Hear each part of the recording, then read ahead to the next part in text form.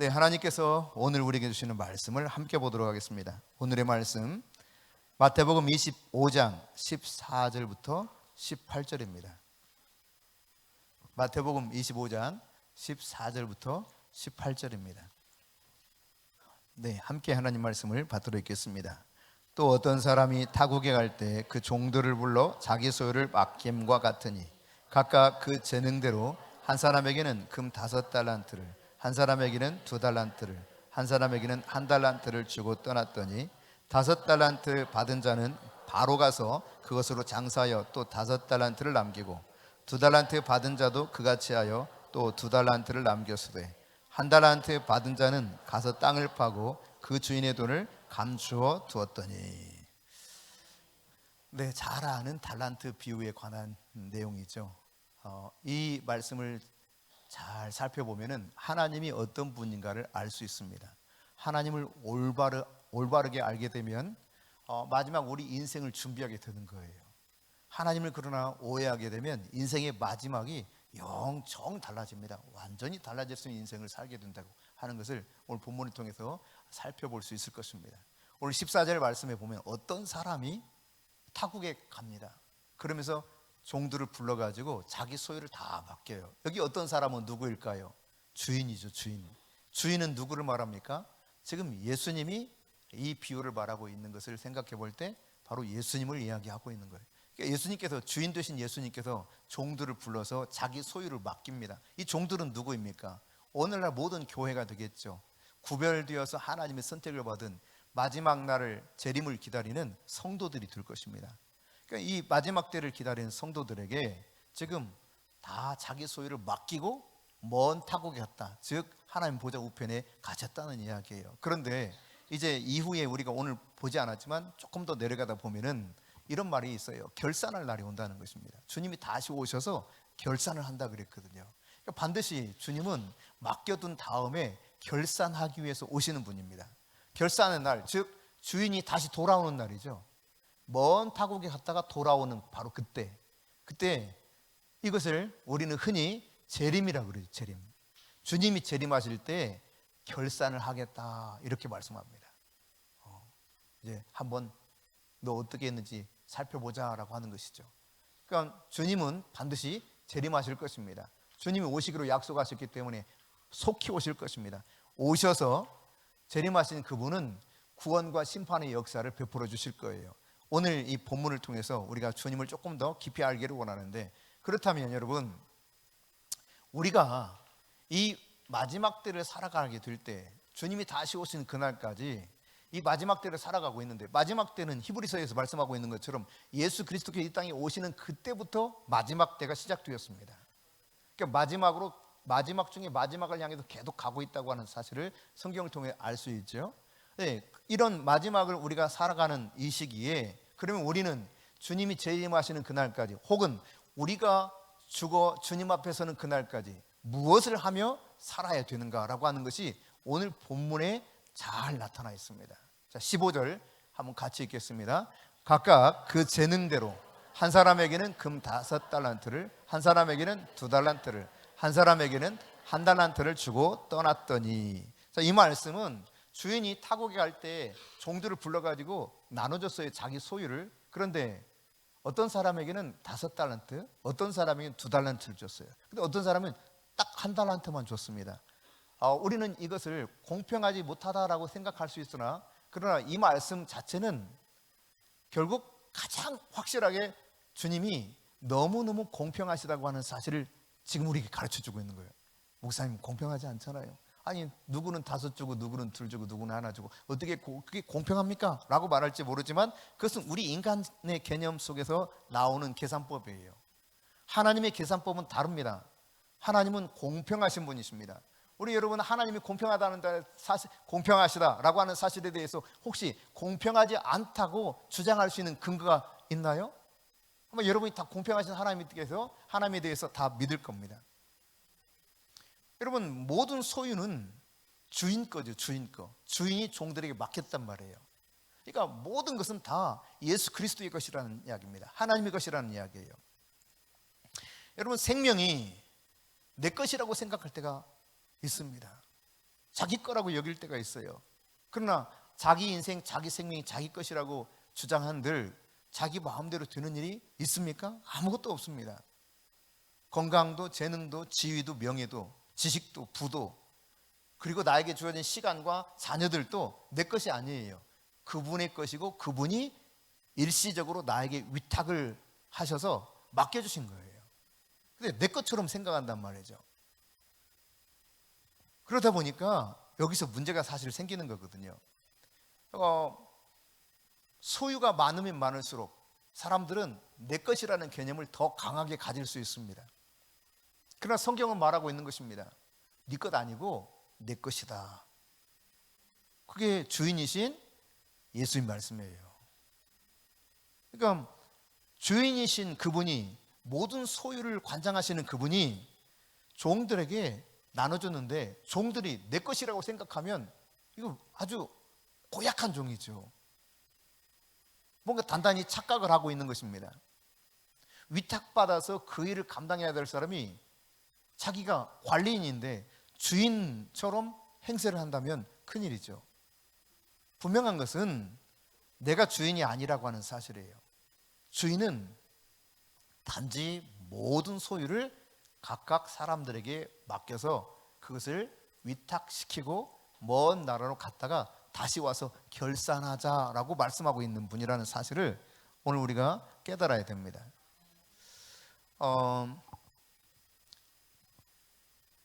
제가 그 사진을 좀 찍은 거 한번 볼까요? 네. 이게 무슨 꽃이죠? 네, 작은 잎 조팝나무입니다. 저 화단에 있는 꽃이에요.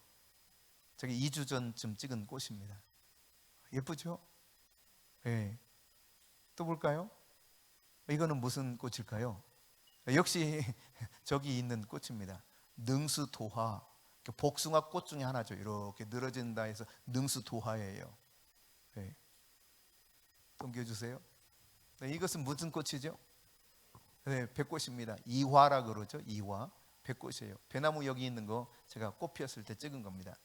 네, 그런데 조금 분이 지나니까 작은 잎 조팝나무 꽃잎이 상당히 많이 떨어졌어요. 어제 찍은 사진입니다. 그런가 하면 능수도화는 어제 저렇게 보니까 말라 비틀어졌어요. 꽃잎들이요. 그렇게 예쁘던 꽃잎이. 뿐만 아니라 백꽃은 거의 남아있질 않습니다. 인생이 이런 겁니다, 여러분. 인생이 한번 비교해서 보면 저렇게 조팝나무 예뻤었는데 드문드문밖에 남아있질 않아요. 이 꽃이 이렇게 달라지리라고 아마 누가 다 일일이 생각하고 있겠습니까? 백꽃도 저렇게 다 떨어져 버린단 말이죠. 베드로전서 1장 24절 25절에 보면 인생이 풀과 같다고요. 풀 한 포기 같은 게 인생이라는 거예요. 근데 사람이 가지고 있는 모든 영광이 이 풀의 꽃과 같다 그랬습니다. 그러니까 여러분, 꽃이 얼마나 아름답습니까? 예쁘죠? 아까 보셨잖아요. 여러분도 다 그렇게 끄덕끄덕 하시잖아요. 참 예쁘다. 그런데 인생이 가진 영광이 이 풀의 꽃과 같다 그랬는데 이 꽃을 제가 약 2주 전에 찍었고 2주가 흐른 다음에 어제 찍은 사진이에요. 그러니까 인생에서요, 내가 원하는 어떤 것을 성취했어. 그래서 마침내 뭔가를 이뤘어요. 영광도, 영예도, 지위도, 부도, 모든 걸 다 소유했어요. 근데 이것이 풀의 꽃과 같으라는 겁니다. 무슨 말입니까? 금세 사라진다는 이야기예요. 내 것이 아니라는 이야기입니다. 이따가 주어졌다가 사라질 수 있는 것들, 이것이 바로 우리의 인생의 이야기라고 하는 사실을 말씀하고 있죠. 그런데 베드로전서 1장 25절에 보니까 오직 여호와의 말씀은 세세토록 영원하다는 말씀을 하고 있습니다. 오직 영원히 존재하는 건 하나님 말씀밖에 없다는 사실이에요.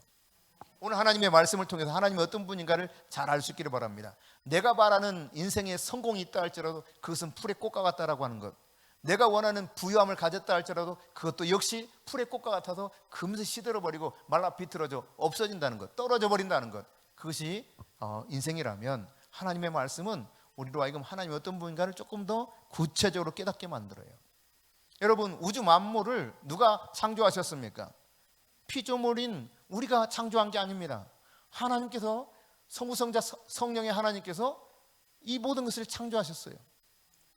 그러니까 유한한 피조물은 이 세상 우주 만물을 내 것이라고 주장할 수 있는 게 아무것도 없습니다.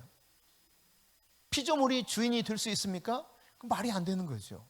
조물주가 주인이요, 피조물은 단지 피조물로서 존재하면서 그분이 뭔가 말씀하신 그 말씀에 따라서 위탁받은 일을 하게 되는 거예요. 건강할 때는 내 건강이 내 것처럼 생각돼요. 근데 건강을 잃어보세요. 내가 그렇게 자신만만했던 건강 참 내 것이 아니었구나, 이걸 깨닫게 되거든요.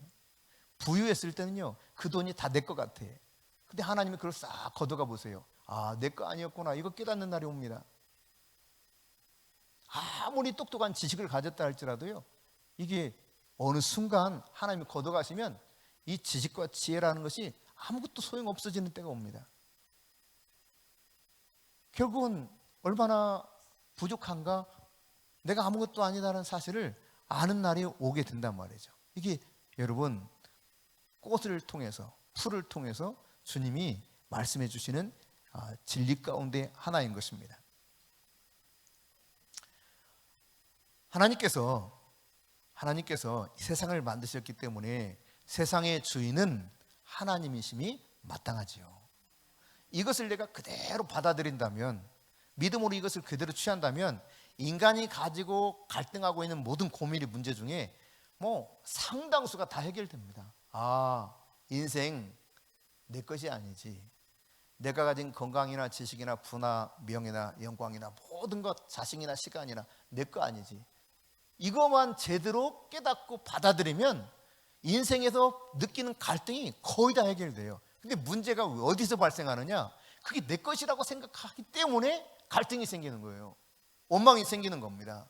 막 내 안에서 견디지 못한 애통함과 분노가 생기는 거예요. 내 것이 아닌데, 내 것처럼 생각하다가 이게 잠시 사라지니까 하나님이 위탁했다가 하나님 가져가셨잖아요. 하나님은 이 세상에 태어나게도 하시고 죽게도 하시고, 높이기도 하시고 낮추기도 하시고, 세우기도 하시고 헐기도 하시고, 그분이 하나님이시잖아요. 근데 이 하나님의 주권을 인정하지 못하고 조물주인 그분 대신 내가 마치 주인처럼 생각하며 살아가게 되면 인생에서 잠시 있다가 사라지는 것에 대해서 얼마나 애통해야 하는지 몰라요. 여러분, 먼저 내 것이 아니라 내 재산, 건강, 지능, 시간, 나의 자녀라고 생각했던 것이 내 것이 아니라 하나님 것이었구나, 하나님 것.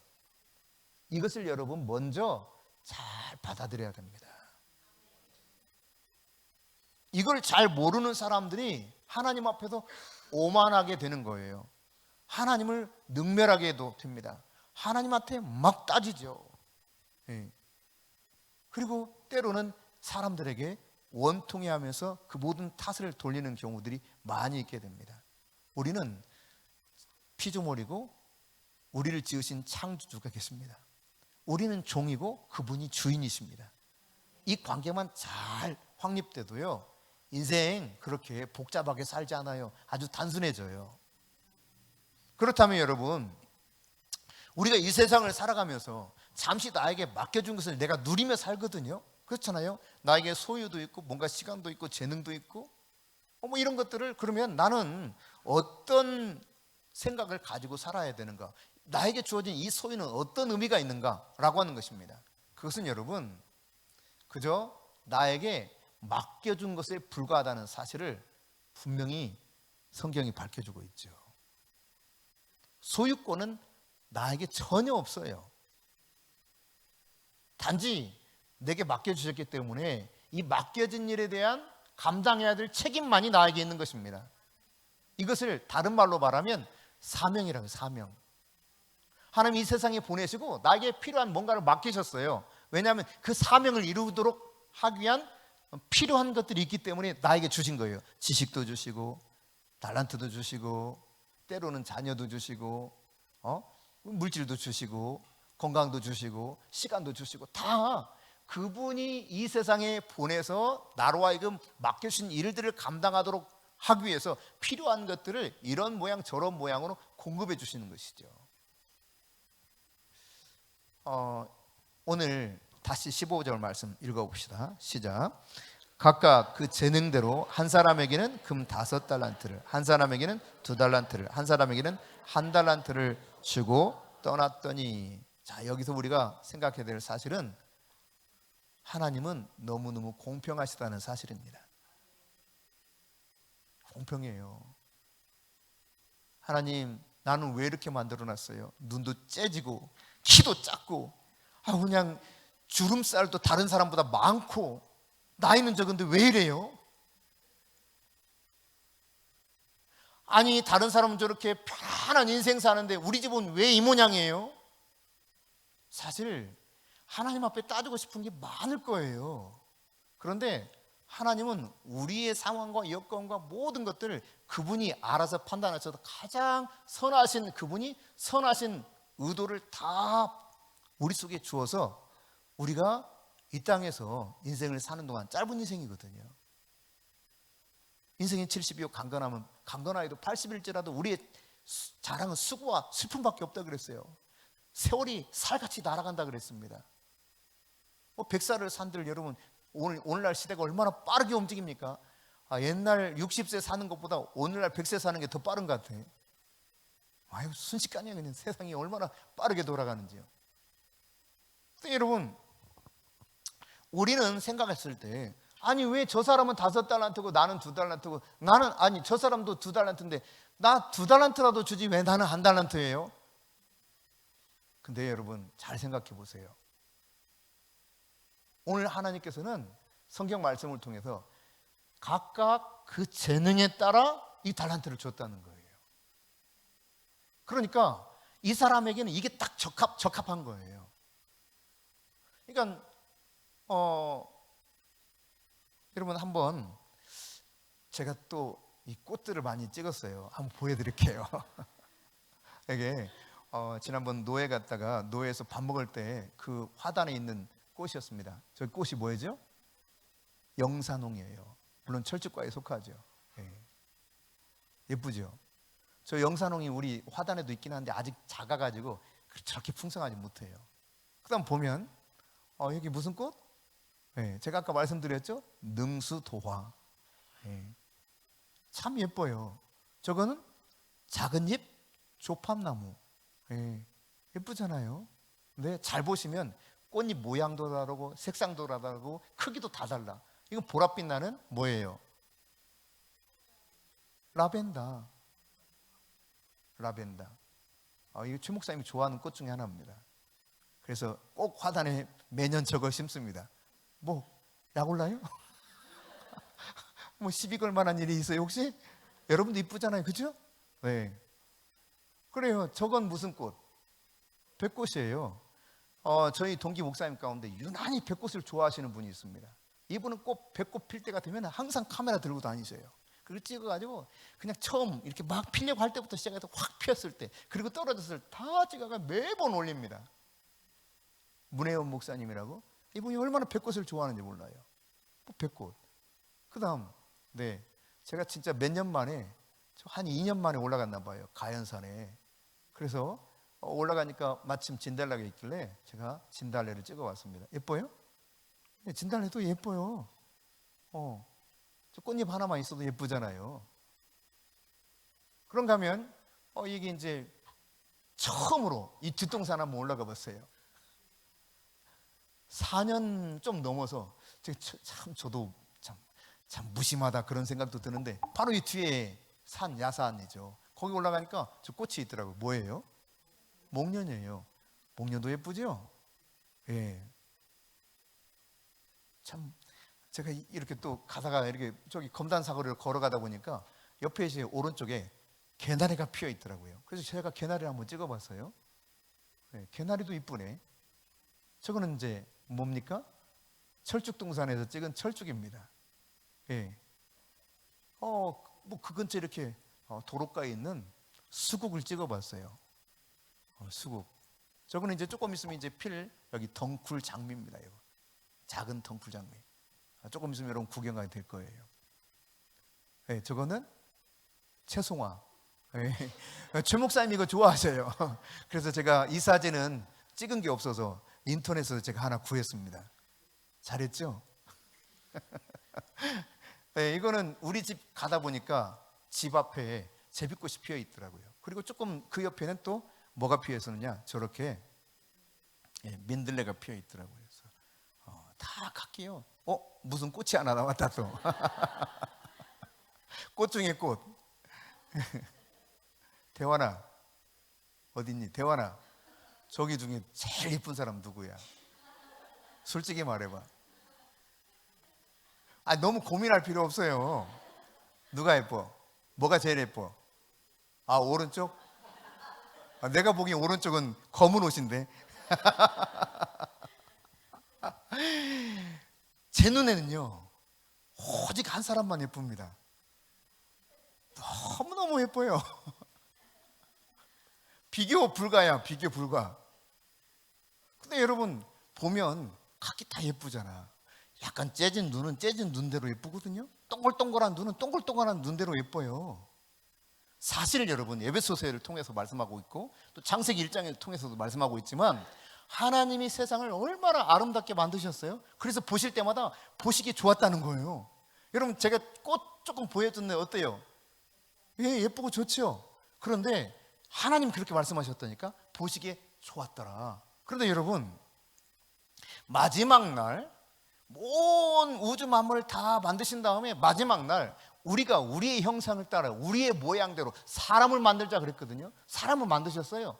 그런 다음 하나님이 직접 소감을 발표하시는데, 참 그 소감이 다시 들어도 막 가슴이 벌렁벌렁해.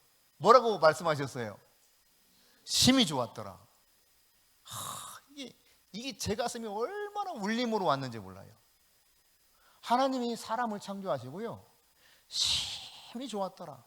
그러니까 여러분은 여러분 모습에 만족하지 못할 때가 많이 있어요. 아이고, 눈도 뭐 해가지고 눈을 키워달라는 둥, 뭘 해달라는 둥. 근데 하나님은요, 그렇게 하면 만족하지 못하세요. 네 모습이 진짜 이쁜데 이러셔요. 여러분, 진달래가 나를 목련으로 만들어주세요 하는 진달래 보셨어요?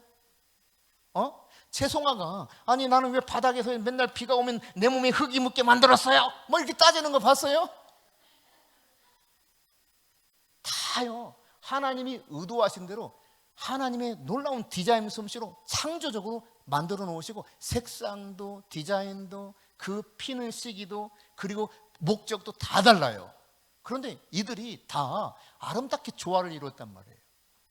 어느 누구도 나를 이렇게 만들었냐고 하나님 앞에 원망하거나 시비를 걸지 않아요. 그리고 다른 꽃을 시기하면서 질투하지도 않습니다. 나는 내년에는 목련이 될 거야. 나는 내년엔 저 산에 있는 나는 진대가 될 거야. 근데 우리는 어때요? 나는 왜 저 사람처럼 안 될까? 저 사람처럼 안 될까? 맨날 이거 따집니다. 나는 왜 그렇게 조금 가난할까? 뭐 이거 따져요. 아닙니다, 여러분. 다 주님 보시기에 너무 존귀하고 너무나 복된 존재들이에요. 없어도 되는 거예요. 있으나 없으나 똑같아요.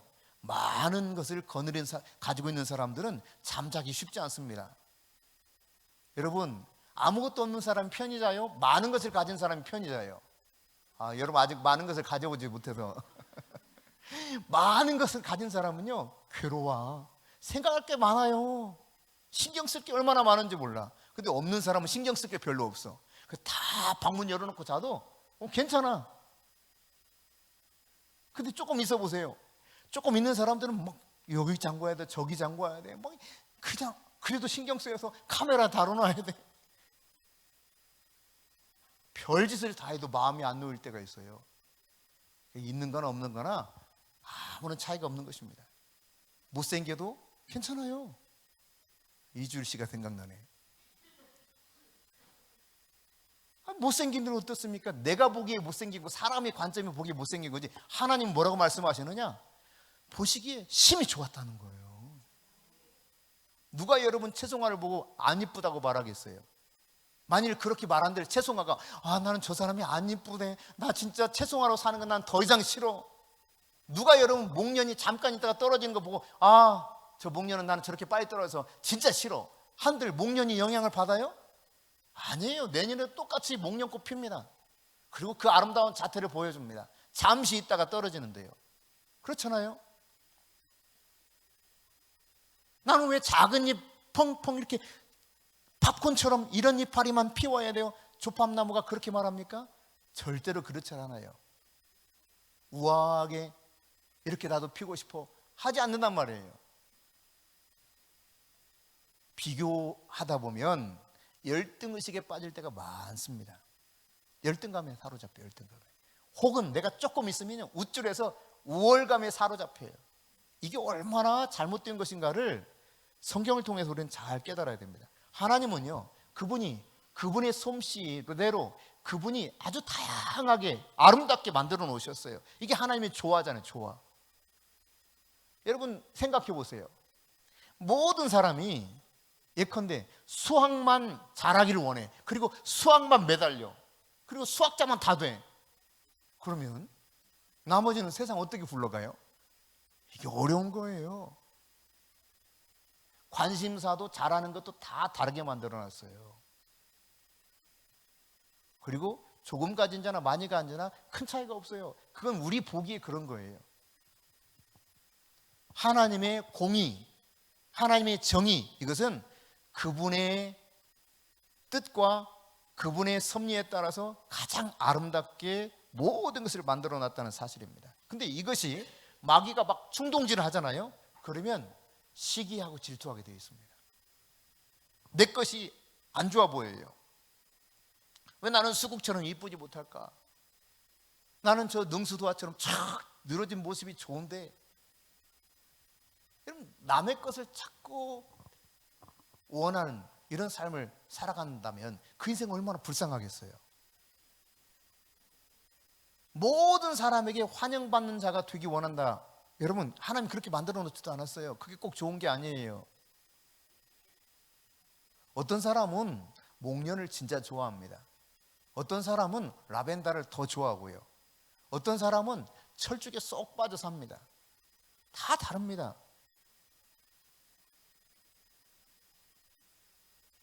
모든 것을 다르게 만들어 놓으셨고 각각의 재능에 따라 주님 맡기셨다.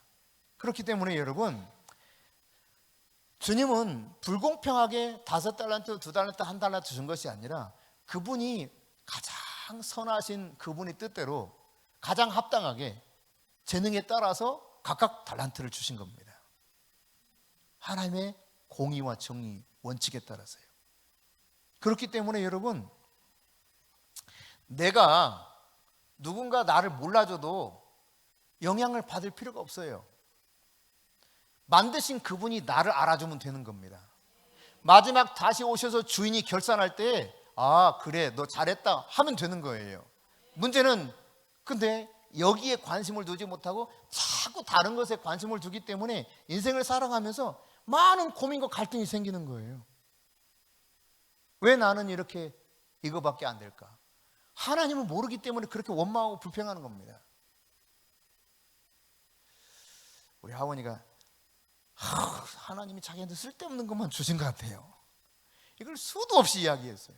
아니야, 너는 진짜 다른 사람이 가지지 못한 정말 좋은 달란트가 많아. 너한테 장점이 너무 많아 해도요, 끊임없이 나는 왜 저 사람처럼 안 되냐 이거예요. 나에게는 저게 없다는 거예요. 남들은 그 있는 재능을 부러워하는데 본인에게 주어진 것은 전혀 만족스럽지 못하고 다른 사람에게 있는 것만 막 원하는 거예요. 내가 그 사람 될 수 없잖아요. 그렇죠? 저는 막 노래를 잘하고 싶어. 진짜야. 피아노도 막 잘 치고 싶어요. 그래서 내가 진짜 피아노 학원 다녔다니까. 대학 4학년 때 그것도 얼마나 치고 싶었는지. 안 되더라고요. 저희 집에서 제가 박자 감각이 제일 떨어집니다. 그래서 박자를 놓칠 때가 많아요. 근데 저는 전혀 여기에 구애받지 않아요. 감사해 그냥. 왜? 주님이 뭐 내가 찬양하는 거 들으시고 야 너 왜 이렇게 박자도 틀려? 박자 똑바로 안 맞춰? 이러시겠어요? 안 그래요. 내 마음 안에서 그냥 올라오는 대로 주님을 찬양하면 그것으로 주님이 잘했다 그러시죠. 나에게 주어진 재능이 그것밖에 안 되는데 박자 틀리는데 어떡하겠어 그거. 예? 저희 집에서 제가 제일 사진을 못 찍습니다. 저희 집에서 제일 제가 사진을 못 찍어요. 근데 오늘 일부 예배 때 사진을 보더니 사진 잘 찍으셨다 이러더라고요. 근데 저희 집에서는 제가 제일 못 찍어요. 근데 제가 제일 못 찍는 것 때문에 막 가슴을 치면서, 나는 왜 우리 아들처럼 못 찍습니까? 나는 왜 우리 딸들처럼 못 찍습니까? 나는 왜 내 아내인 최재승 목사보다 못합니까? 난 그러지 않아요. 절대로 그러지 않아요. 그냥 만족스러워. 나는 찍는 재미에 살아 그냥. 누가 봐주든 안 봐주든 내 모습이 있는 이 그대로 가는 거예요. 아주 작은 부속품이라도 그 전체를 이루는 것에 유용하게 쓰이잖아요. 하나님 앞에서 내가 아무리 작을지라도 나에게 주어진 기능을 감당하면서 나에게 맡겨진 사명을 감당하면 그것으로 주님이 잘했다 그런 겁니다. 헨리 나우엔이라는 사람이 있습니다. 이 사람은 사람들이 제일 좋아하고 부러워하는 대학 교수예요. 그것도 어느 대학 교수냐? 소위 세계에서 제일 특히 한국 사람들이 좋아하는 대학 어디예요? 하버드 대학의 교수였어요. 하버드 대학의 교수인데 한 번은 이 사람이 이게 잠깐 쉬면서 데이브레이크 공동체라고 하는 곳에 들어갑니다. 거기서 이제 좀 봉사하면서 섬기겠다고 들어가요. 거기 들어가니까 거기에 원장이 이 헨리 나우엔에게 맡겨준 일이 있어요. 그게 뭐냐면 아담이라고 하는 청년을 돌보는 일이었습니다. 근데 이 아담은 지체장애에다가 그거 뭐라고 그러죠? 이 전응아처럼 된 그 인지장애도 있어요. 그래서 이 장애가 워낙 커가지고요, 사람이 도와주지 않으면 옷도 입거나 벗을 수가 없어. 대소변도 다 도와줘야 돼. 먹는 것도 씻는 것도 양치하는 것도 아무것도 못해요. 이 사람을 도우면서 처음엔 그렇게 생각했어요. 내가 이렇게 도와주니까 얘가 먹기도 하고 얘가 자기도 하고 누워있기도 하고 앉아있기도 하는구나. 그래서 만족스러워했어요. 그러다가 조금 시간이 지나니까 그게 아닌 거예요. 이 아담이라고 하는 사람이 자기에게 가르쳐주는 게 너무 많아. 그러면서 생각이 바뀌기 시작합니다. 내가 이 사람에게 주는 줄 알았더니 아담이라고 하는 아무것도 할 수 없는 이 아이가 나에게 주는 게 너무 많구나. 이 사실을 깨달아가요. 그러다가 마침내 어떻게 되느냐, 잠깐 와가지고 봉사하고 가려다가요, 아예 교수직을 포기하고 아담 한 사람을 위해서 마지막 인생을 겁니다. 왜? 우리는 생각해요. 그 교수, 나도 그런 직분에 가면 좋겠다. 근데요, 아담은 걱정이 하나도 없어. 아담은 날마다 행복해.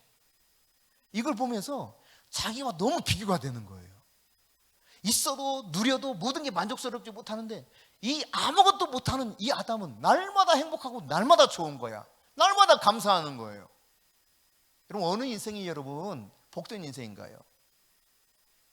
그러니까 있는 것을 여러분 만족하지 못하고 없는 것 때문에 한탄하며 살아가는 것은 인생을 참 고단하게 만듭니다. 그래서 자족하는 것이 경건에 큰 이익이 된다 그랬거든요. 오늘 하나님은 공평하셔요. 나에게 필요한 것들을 선하신 그분이 가장 좋은 것을 주신 겁니다. 단지 내가 비교해 보면 꽃이 다 다른데 그 꽃 다른 것처럼 생각하며 살아가는 거예요.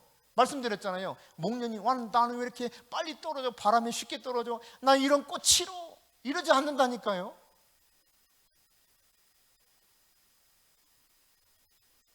우리 인생은 비교의식에 자꾸 빠지는 거예요. 공평하신 하나님 모르는 것이죠. 아무리 작은 존재처럼 쓰임받는다 할지라도 하나님 나를 쓰시는 일에 내가 쓰임받고 있다면 그것이야말로 최고의 인생을 사는 것입니다. 아담처럼 아무것도 못하는데 오히려 본인이 정말 지식인이고 모든 것을 거의 소유했다고 생각하는 이 사람에게 자신이 얼마나 부족한 존재인가를 깨닫게 만드는 도구로 쓰임받는 거예요. 작은 풀잎 하나 통해서도 우린 하나님의 놀라운 지혜를 배우게 되는 것입니다. 인생이 풀과 같고 인생의 영광도 풀의 꽃과 같다 그랬어요. 그 무엇을 자랑할 게 있겠습니까? 맡겨진 그것 내가 잘 관리하고 주님의 선하신 의도대로 공평한 하나님을 잘 깨닫고 그 뜻 안에서 살아가는 것, 이것이야말로 인생이 참 복된 삶을 살 수 있는 것이죠. 두 번째로 16절 17절입니다. 같이 읽습니다. 5달란트 받은 자는 바로 가서 그것으로 장사하여 또 5달란트 남기고 2달란트를 받은 자도 그같이 하여 또 2달란트를 남겼으되. 여러분 보니까 여기 뭐라고 말하냐면 달란트를 받은 사람에게서도 중요한 게 무엇인가 가르쳐주는 내용인데, 달란트를 내가 받았어요. 그럼 뭐가 중요하냐? 더 많은 것을 받아야 되는데, 더 넓은 영향력을 끼치는 사람이 되어야 되는데, 우리 이걸 생각해요. 근데 그게 아니에요.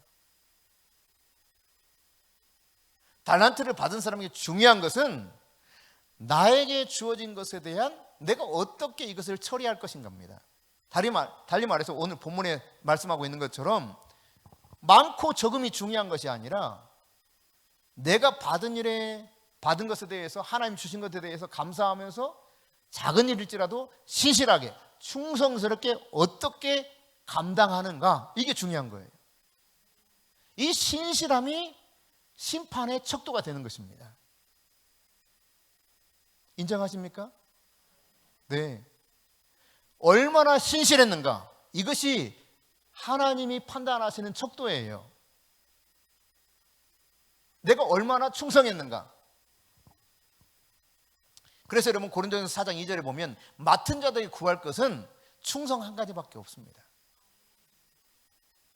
내게 그분이 위탁시켰으면 위탁받은 것을 나는 충성스럽게 감당하는 겁니다.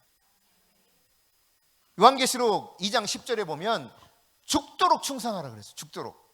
그리하면 생명의 관을 너에게 주겠다. 죽기까지 우리는 충성하는 겁니다. 나에게 맡겨진 그 일에 내가 충성하는 거예요. 신실함이 필요해요. 신실함이.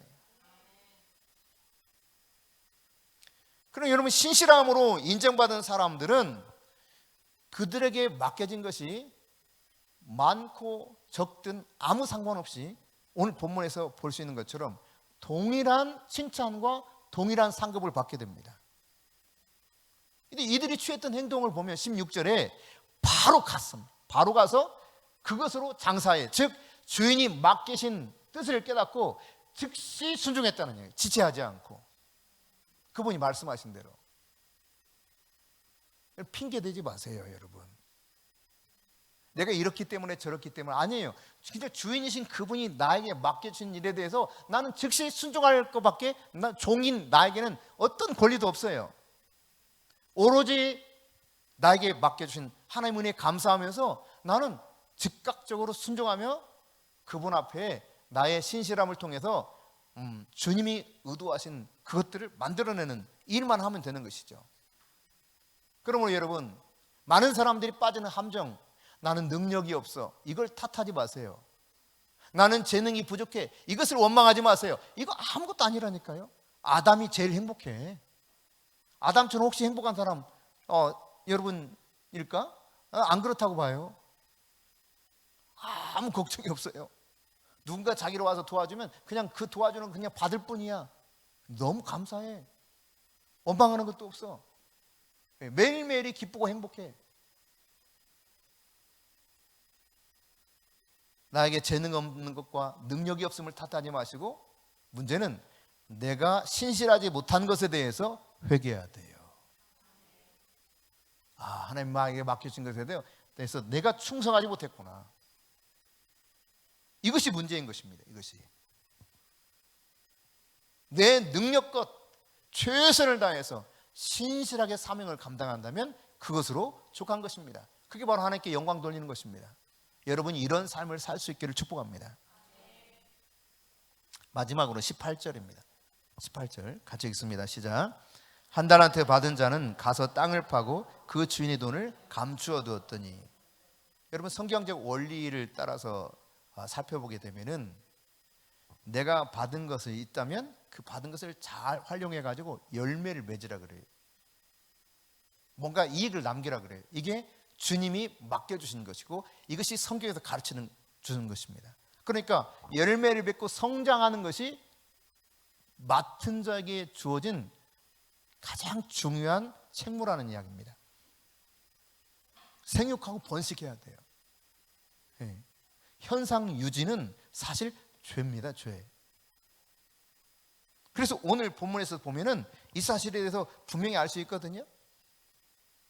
만일에 이것이 문제가 되지 않는다면 한 달란트 땅에 묻어두었다가 가져와가지고 다시 주인에게 주는 사람에게 주인이 그렇게 혹독하게 말을 하고 내어 쫓는 이런 일은 없어야 되거든요. 그냥 겨우 내가 그냥 내 신앙 유지하는 정도에서 머무르고 싶은 이런 마음을 가지고 있다면 이게 문제가 되는 거예요. 제대로 된 생명을 소유한 자라면 생명은 반드시 성장하게 되어 있습니다. 성장하게 되어 있어요.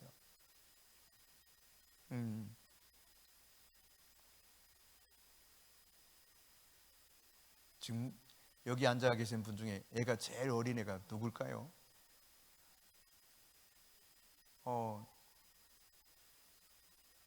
오이선 자매님. 딸이 지금 7살이죠? 7살이에요. 근데 여기서 성장이 멈춰. 20살이 돼도 계속 그 자리 그대로 있어. 어떨까? 예? 최악이죠. 못 견디겠죠. 근데 여러분, 하나님이 우리를 바라보실 때 우리의 모습을 그렇게 볼 수 있다는 이야기입니다. 생명이 있다고 하는 것은 성장하는 거거든요. 자연스럽게. 자연적 성장이 있는 거예요. 근데 성장이 없어. 열매를 맺지 못해.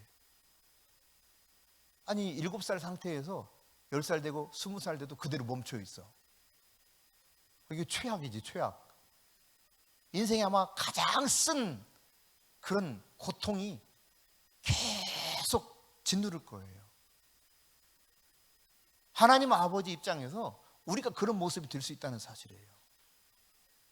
여러분이 하나님의 생명, 영원한 생명을 소유한 자입니까? 성장해야 됩니다. 열매가 나타나야 되는 것입니다. 하나님께서 내게 맡겨두신 것을 땅에 묻어두면 안 된다는 이야기입니다. 그러면 왜 한 달란트 받았던 사람이 이것을 가가지고 장사해서 이익을 남기라고 주인의 뜻을 전혀 따르지 않고 땅에 묻어뒀나요? 하나님을 오해했기 때문에 그래요. 하나님을 잘 알지 못해가지고 주인을 잘 몰랐던 것이죠. 24절입니다. 시작. 한 달란트 받았던 자는 와서 이르되 주인이여 당신은 굳은 사람이라 심지 않은 데서 거두고 해치지 않은 데서 모으는 줄을 내가 알았으므로. 그러니까 주인에 대한 완전한 오해와 편견으로 가득 차 있어요. 그래서 그냥 땅에 묻어둔 거예요. 이 주인이 못된 이 굳은 사람이라는 말은 어떤 의미냐면, 그러니까 자기가 뭔가 더 많은 것을 요구하는 거죠. 이 주인이 아주 못돼 가지고 그냥 당연히 마땅히 거두어 드릴 어떤 것 그 이상을 막 요구하는 거예요.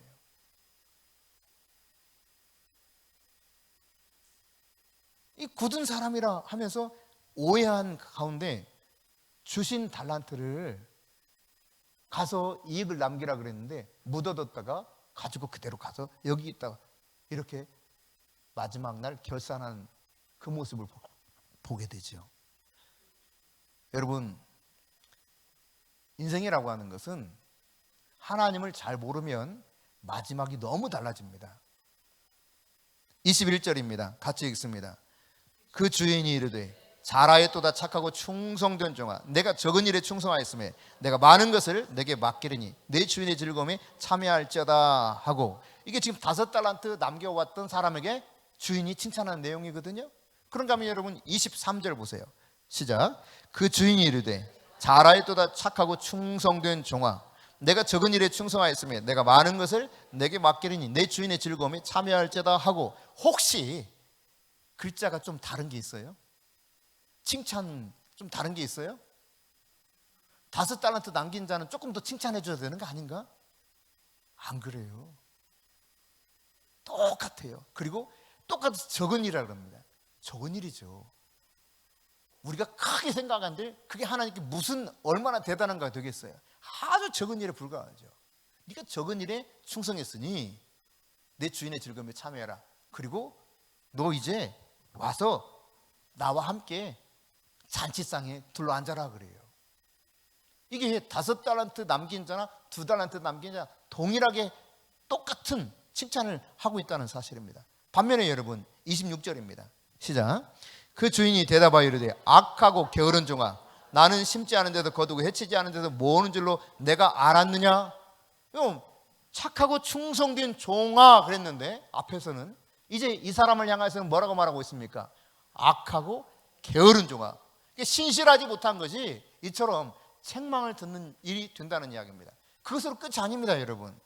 28절부터 30절을 봅시다. 시작. 그에게서 그 1달란트를 빼앗아 10달란트 가진 자에게 주라. 무릇 있는 자는 받아 풍족하게 되고 없는 자는 그 있는 것까지 빼앗기리라. 이 무익한 종을 바깥 어두운 데로 내쫓으라. 거기서 슬피 울며 이를 갈리라 하니라. 여러분, 있는 것을 빼앗아서 오히려 더 남긴 자에게 주는 것이 하나님 나라의 공평입니다.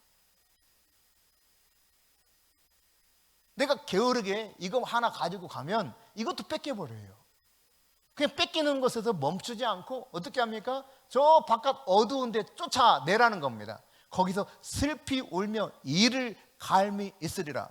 완전히 다르죠? 여러분, 이 마태복음 25장에는 3가지 비유가 나오거든요. 앞에 이 앞부분은 열처녀 비유가 나와요. 깨어 있어야 된다는 사실을 이야기합니다. 마지막 때에 대한 교훈입니다. 그런가 하면 방금 읽었던 이 달란트 비유를 통해서는 이처럼 마지막이 달라진다는 거예요. 하나님을 제대로 알고 하나님 뜻대로 신실하게 산 사람과 게으르게 살았던 사람들에 대한 것이 완전히 달라지고 있어요. 그런가 하면 이제 이 31절 이하에서는 양과 염소에 대한 비유를 하고 있습니다. 그리고 46절에 이렇게 표현하죠. 그들은 영번에 의인들은 영생에 들어가리라. 완전히 달라진 인생이 된다는 겁니다. 주님의 뜻을 아는 자와 하나님을 잘 아는 사람은 하나님으로부터 칭찬받고 상급을 누리는 그날이 오지만, 그러나 하나님을 오해하고 그 삶을 제대로 살아내지 못한 자들에게서는 영벌이 있을 뿐만 아니라 슬피 울며 이를 가는 일이 저 어두운 데 쫓겨나서 있게 될 것이다. 오늘 여러분, 하나님을 잘 알아갈 수 있기를 축복합니다. 그래서 다시 오셔서 결산하기 원하는 주님 앞에서 당당하게, 주님, 저에게 이만큼 맡겼는데 제가 이만큼 남겼어요. 제가 적은 일이지만, 적은 열매지만 주님께 드려요. 그때 주님이 이걸 기쁘게 받으시고 잘하였도다 잘하고 잘하였도다 착하고 충성된 종아, 내가 적은 일에 충성하였으니 내 주인의 즐거움에 참여할지어다. 이 놀라운 축복을 여러분 모두가 같이 누릴 수 있기를 바랍니다.